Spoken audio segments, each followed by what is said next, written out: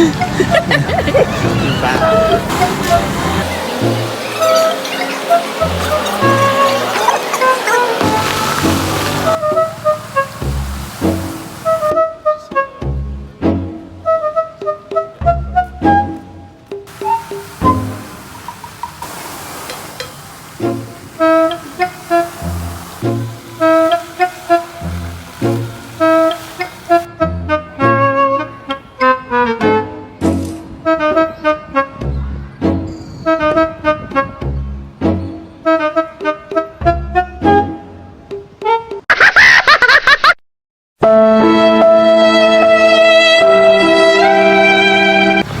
สบายดีเนาะตอนนี้ก็อยู่กับช่องไม้ MKK เนาะวันนี้สิพาทุกคนไปเลาะเบิ่งอยู่ประตูชัยเนาะ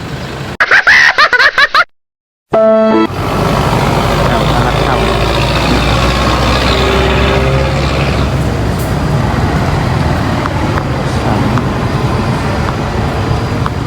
เดี๋ยวนี้ครับ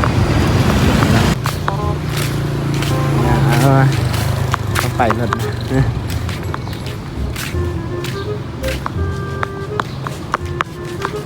ตอนมาแล้วเขาเดี๋ยวมันยังมีทางมาอีกนะดูคลิปไปหนึ่งแล้วตอนนี้นะตัวจืด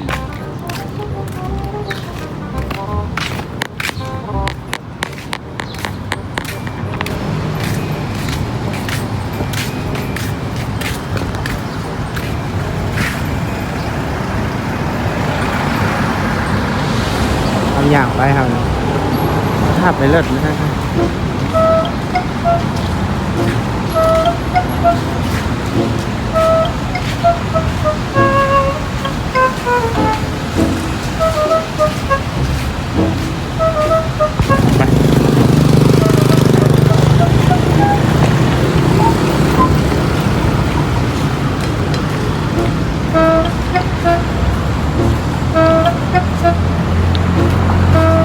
เวลาข้ามรถข้ามอย่างไรก็ไปพอเวลาปัตเตยเนาะปัตตั้มเจียดฟันหับอีกเลยเวลาข้ามลูกไวมาอะไรเงี้ย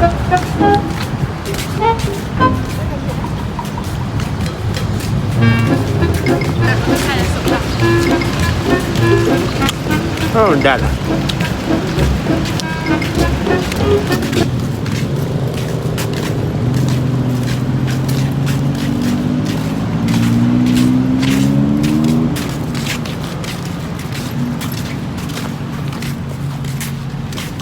ครับหนึ่งจับ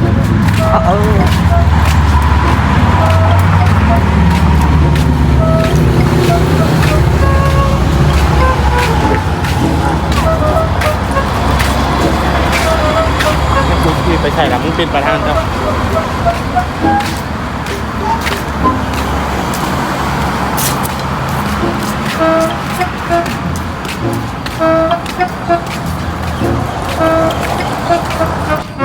เสียงหอดประตูใช่แล้วนี่ทางหน้านี่ครับเมนประตูใช่เดี๋ยวจะผ้าเข้าขึ้นอยู่ทางนั้น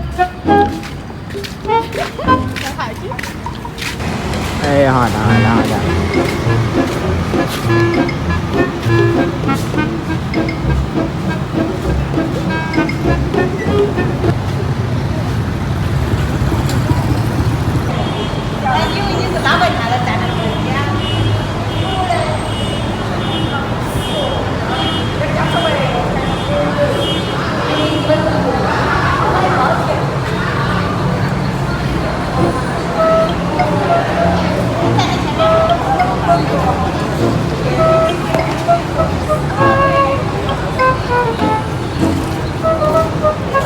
คนกระไร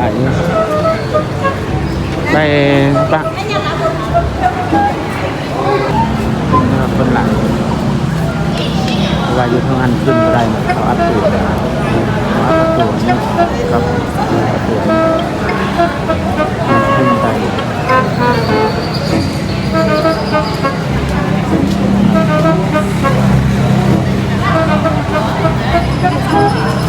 ไปทางไหนไปห้างเยอะๆแล้วเราได้มีถ่ายแล้วโทรศัพท์คนเลยได้หลังถ่ายหูไปข้างหน้า อยู่เทิงนี่มันขึ้นบ่ได้เนาะ ถ่ายเป็นเกมต้องทำไม เอานำขอทาน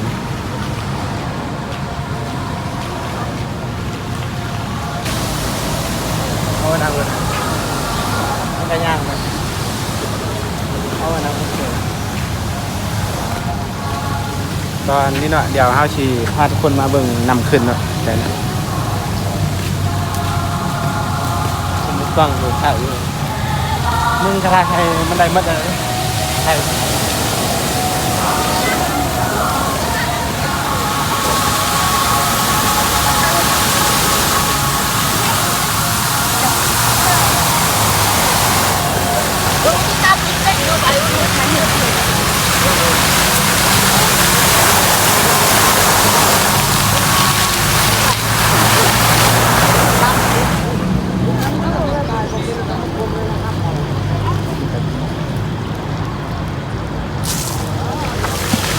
ไปลงไปทางนั้นทางนี้ก็ใช้วิธีกับ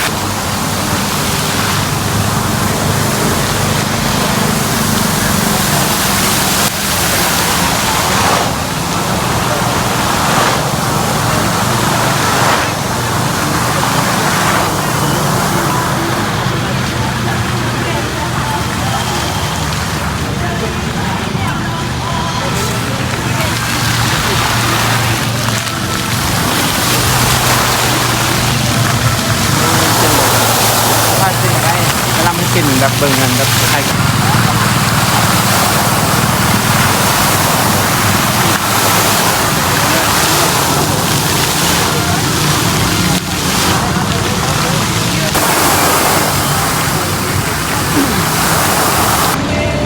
คนตลาดนะคน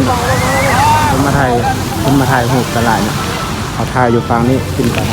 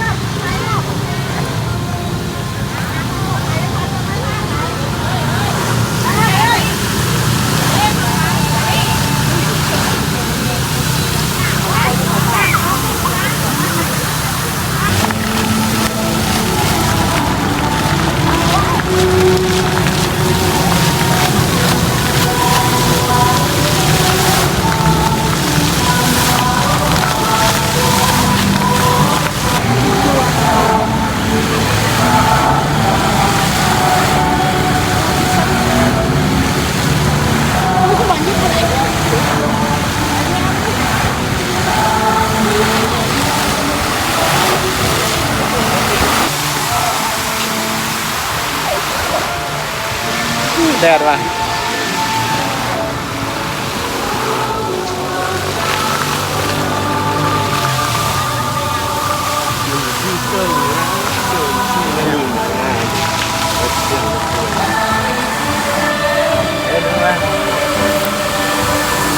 ขึ้นไปนะ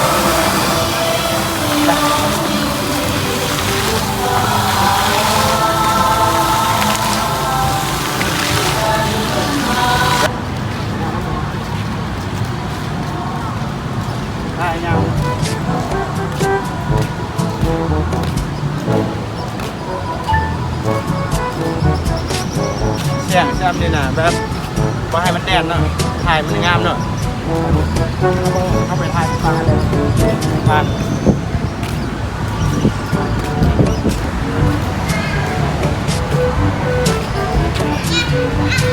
เดี๋ยวเธอนาพันเขาเปิดแต่นี่เขาจึงขึ้นเท่าไหร่เล่นเขาต้องเขาเปิดเขาขึ้นมือ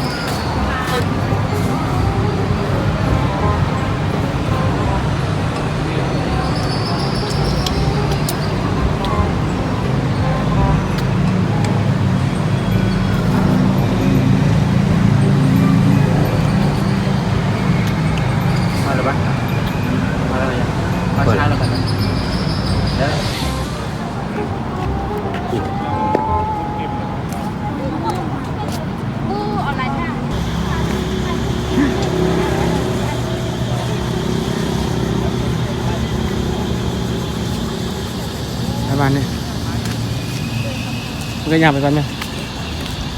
ย่างไปก่อน